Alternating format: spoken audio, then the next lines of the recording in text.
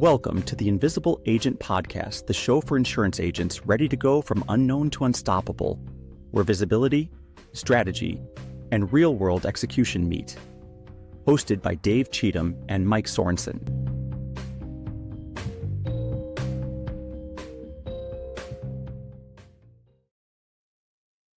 Welcome to the Invisible Agent Podcast, where we help insurance agents going from unknown to unstoppable. I'm David Cheatham. I'm your host on this episode. Brand or not to brand? That is the question.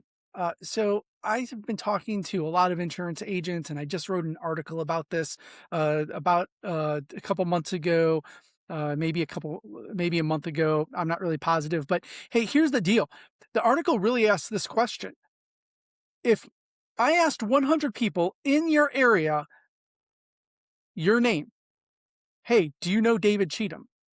And they say no, there might be a question. If I ask individuals, hey, if you were going to go work for look for X type of insurance agent, Medicare insurance agent, a life insurance agent, a property and casualty insurance agent, whatever that is, would your name come to the forefront? And a lot of times we find that most insurance agents are not even found or recognizable. They are completely unknown in their own market. So how do you brand yourself? We're going to talk about three areas, but it kind of reminds me of a story when I was writing business, and I had all these companies coming to me and said, hey, Dave, we have all this material that you could use.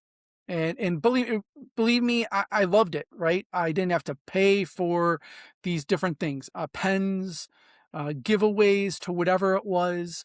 And I really liked that. But what I also found is I would do these meetings and they would give me PowerPoints, and the PowerPoints or whatever they gave me had what company logo? Not mine, not me at all. And in fact, it even got worse because my name was even on some of that company logo. So what did individuals associate me with? That brand. And I don't care what the carrier is, when you're speaking in front of a PowerPoint or people are looking at a PowerPoint and seeing the material, whatever that material is, and their company's logo or that company's handouts or whatever that is, you are branding that company. That's the reason they're willing to give that information out, right? So brand or not to brand, you're actually always branding. The question is who are you branding? And I hope that you are going to be branding yourself, not somebody else. We're going to talk about three things today. One is that we're going to talk about, the first one is the budget. You don't have the budget to brand like these huge companies. So let's forget the insurance space. Let's think about other people that brand. If I give you a logo, do you usually know that company? A lot of people do. But at the same time, there are some logos that you don't know. Why? Because they are not marketing to you. They're marketing to somebody else. So that's a marketing distinction, not a branding distinction necessarily. However, the brand itself. So if I say Golden Arches, you're going to think McDonald's. If I say polar bear in the winter, many of you might think of a couple of different things, but I think of Coca-Cola, right? Because I was of the generation which had the Coca-Cola polar bear with the red scarf around it, right? That said Coke. Now, there's other companies that have used that as a mascot, right? If I say the Swish, you might think Nike. There's different logos that people use for their brand. Well, guess what? Those companies have millions and millions of dollars to spend on branding that they can brand a slogan, a logo, or something like that. Most of us as insurance agents do not have that type of money, which is one of the reasons why it was so intriguing for me in the beginning to go buy items or get items for free from the carriers. I'm not going to name a carrier's name because I don't want to call any of them out, because they're doing things that they think are correct. And the reality is they want to brand them, right? That's the reason why a lot of the carriers that will give things to you at no cost. I would go through expos, and there's a certain company that would give these little plush animal dolls, right? And those were great. I loved them. Now the reality is that it says the company name on it, and they would be there. Some of them are in my office to this day. Why? Because I think they're really cute. They're cool, but I don't hand those out. All right. But it says the company name on it. If you go into my office, if you're ever in there, you'll see things with branding on it because there's things that I do. There's things that I like. So, but there's also things of mine in there, my company, right? Family Financial Solutions Group. We brand FFSG. So what branding do people see with you? And I didn't have the money to go buy all these different things. So I'll tell you what, I purposely figured out things that my audience, my avatar would want and keep. Sometimes we would buy things not because we think about our audience, but sometimes we go, oh, I don't have the budget for that. I don't have a lot of money for that. Right. So, first of all, before you buy something to give away, one, please make sure it's quality. You don't, it represents you and your company. There's things that we've purchased that I'm not necessarily a fan of because of how it brands us. It brands us, but not the way I want it to be branded. And we didn't realize that when it came through. It was, I'm not going to say deceptive, but there were some questions on that. The second thing is like, I'll give you an example, a pen, right? When we buy pens, I want the pen to be useful and able to be written. Pens are one exception for a disposable good. I normally don't want items that people are going to use and then throw them away. Back a couple of years ago, we had COVID, and during the COVID era, we had all this hand sanitizer. I did not buy hand sanitizer with my logo on it. We just had hand sanitizer. And it was in our office. We didn't have expo events or anything like that, but we had it in our office. A lot of companies had hand sanitizer with their logo on it. Hey, no problem with that. Just not something I am going to purchase because it's a disposable. Once it's out, you throw it away. So I always try to buy things that are not disposable. So it might cost a little bit more money. The second thing is you have to think about your avatar, the person that you're trying to reach and connect with. What would they keep? Not what I keep, but what would they keep? So you notice I wear glasses. Some of you can see this on the video that we do as well, right? But I wear glasses. So I had people that were giving those microcloths away, and I didn't buy those for the longest time. And a friend of mine said, you know, Dave, you're not the only one that wears glasses. Other people wear glasses, sunglasses, and many, many people wear sunglasses. And those microcloths are great for them, but who are you trying to reach? Well, for a long time, I was trying to reach the population that was going on to Medicare. And most of that population are older, and many of them wear what we sometimes call cheaters, right? So they go to the store and they buy those, and some people have 20 of them around their house because they always get lost. I know this because I have family members. They're, where are my glasses? And I'm not talking about prescription glasses. I'm talking about those cheaters, right? So you'd be able to see closer, or items clearer for you, because a lot of times fonts is too small or whatever that is. So I say that is, what item are you handing out, and what would your consumer that you're trying to reach keep? If they don't want to keep it, it's going to do you no good, right? So think about that. Other items that I never thought they were going to be that good end up being good. Sometimes you have to test that. So there's other ways of testing that as a whole, but something that you really want to be paying attention to, right? So I really come down to, it's not just your logo or who you are, but if they hear your name, you probably don't have the budget to be able to show people your company name and they say Family Financial Solutions Group, David Cheatham. A lot of people don't do that. Now they do, because my clients I have a lot of clients, and they talk about that. They see my logo, they see my company name, and all those things. In the very beginning, when I was branding myself, my branding was me. my face, who I was. It was about relationships. Why? It was cheaper and it was more meaningful. So here's the other thing. Brand your name in the beginning, not a company name. If you're smaller, that's what you need to do. The second thing, I see people that have, they actually work and are with companies and they have to fly that banner. That's fine. But if you have your own office, some of the companies I see, they have the company name and then the agent's name afterwards, or the agent name before. Usually not, it's usually afterwards.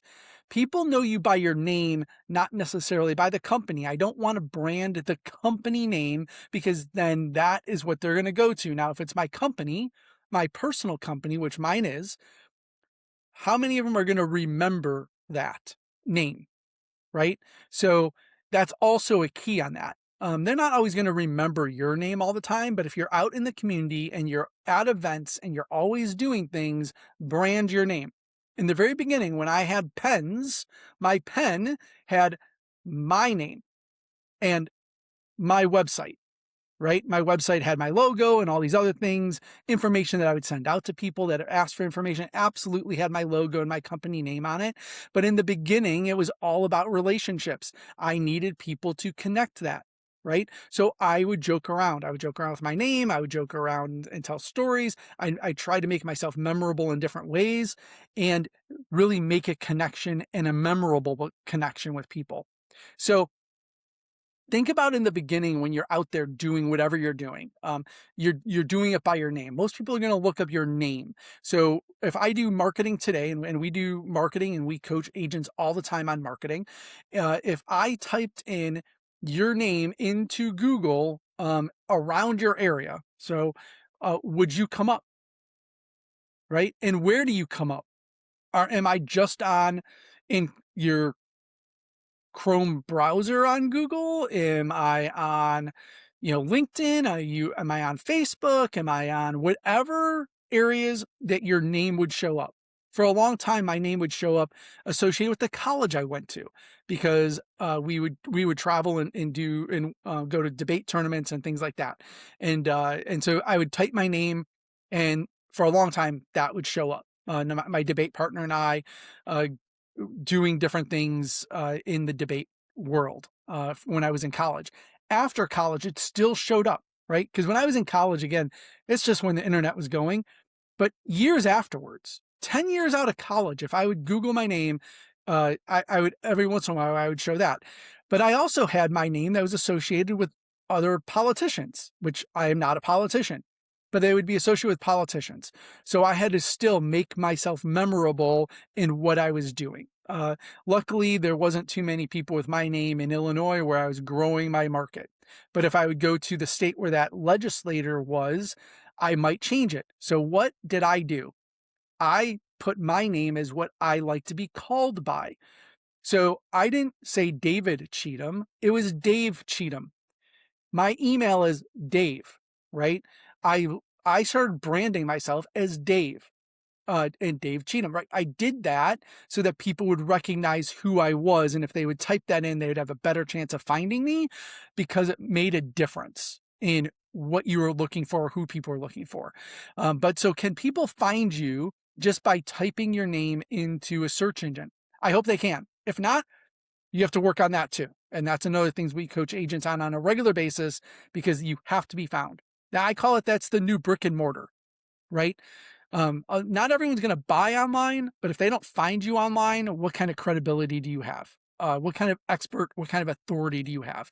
There's probably a question on that, right? So you probably don't have this huge budget, right?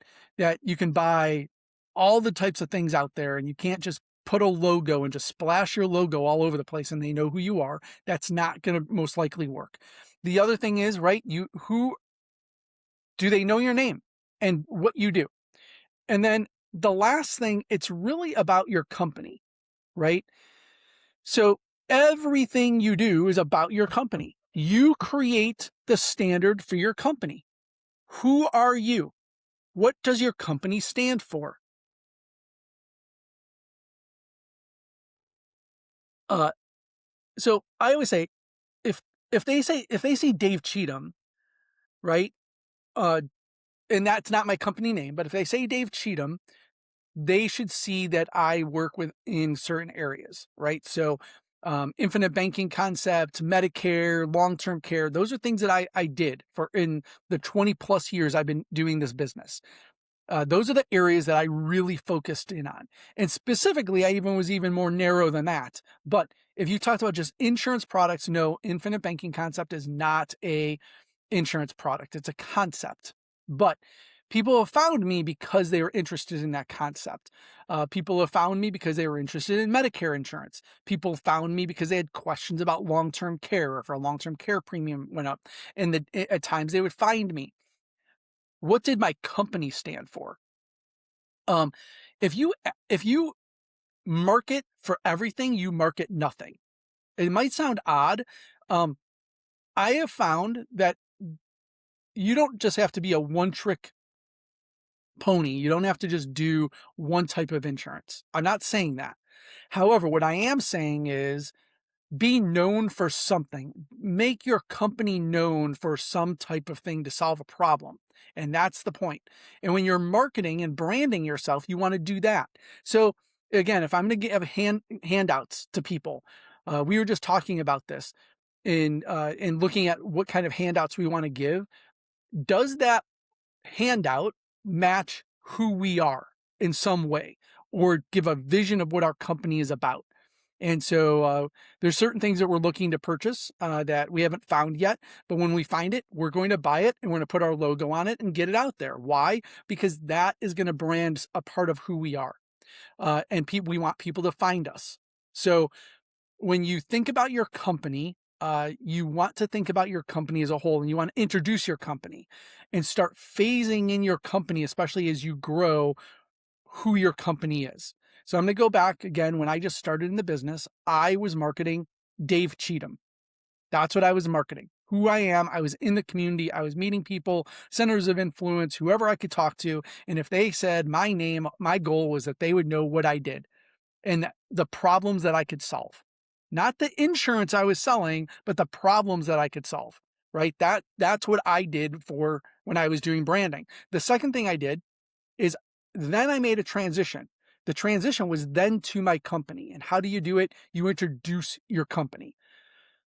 Today, Family Financial Solutions Group isn't necessarily working with all new clients. Matter of fact, we don't take new clients. We service our clients that we have, because that's a commitment I made, and I love doing that. Many of my clients are friends of mine. They're just really good people, and I've gotten to know over the years since I've been doing this a while, and I will always service them. I love doing it. But what we do now is we truly help agents going from unknown to unstoppable and growing an insurance business. That is what we're known for. That is what we do. And in that, what our website does talks about that. And that is the key in everything that we're doing today. So now it's not branding Dave Cheatham, because I don't want to be the attractive character to my business, because I have a staff. My staff, we do it. It's us. I run the ship, because I'm the owner, I'm the president. However, our staff does a lot of things. Our director of growth and business development, they're out there helping people build their business. They're doing some of the training. They're answering phone calls. They're out there doing those things. Yes, I'm at some of the expos. I'm out there talking on stages and things like that. I'm not saying I'm not, but my staff is as well.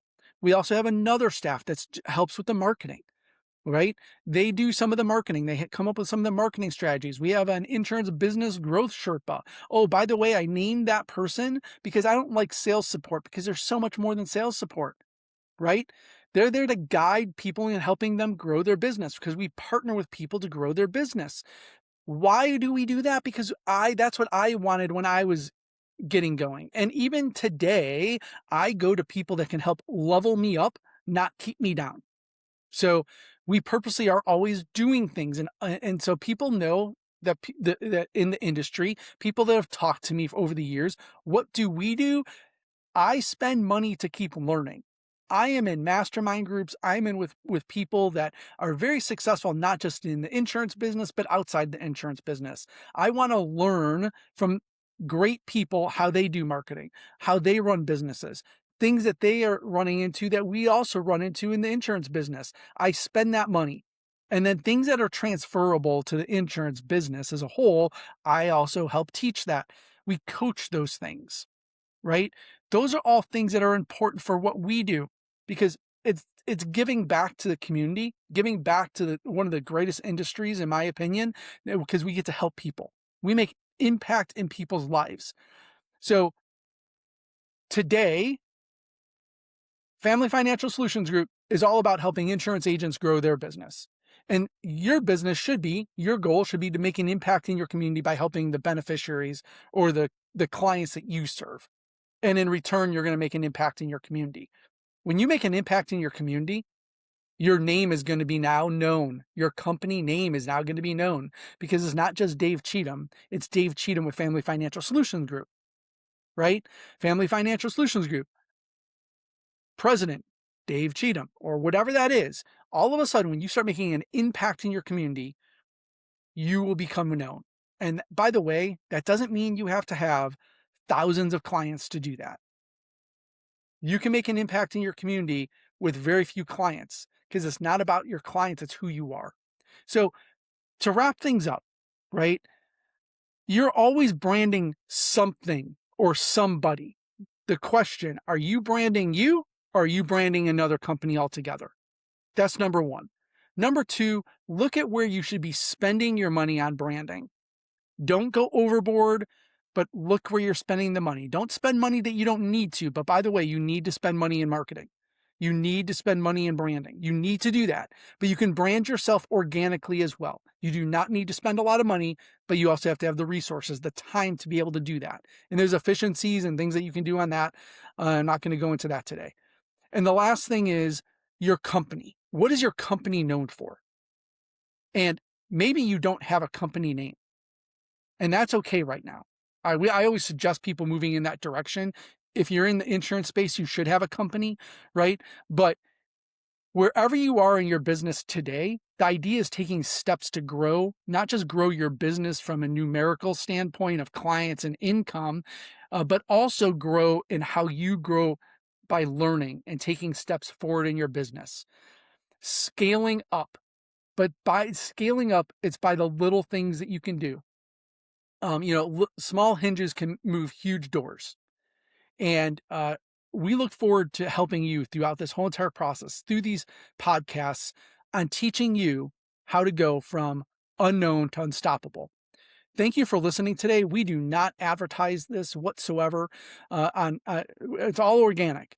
We do not have any paid advertising. If you enjoy these, please share them with friends, hit the like, ask questions. We want to answer those questions for you. This is on YouTube and all the other podcast stations. We really enjoy helping you. We want to hear your feedback. If you have questions, please reach out to us. We would love to help you in the ways that we can. And as always, Invisible Agent for insurance agents, helping you go from unknown to unstoppable. Have a great day. We do not do any paid marketing to promote this podcast. It only grows if you find value in this and share it. Keep following as we show insurance business owners how to go from unknown to unstoppable. Thank you for listening, and we will see you next week.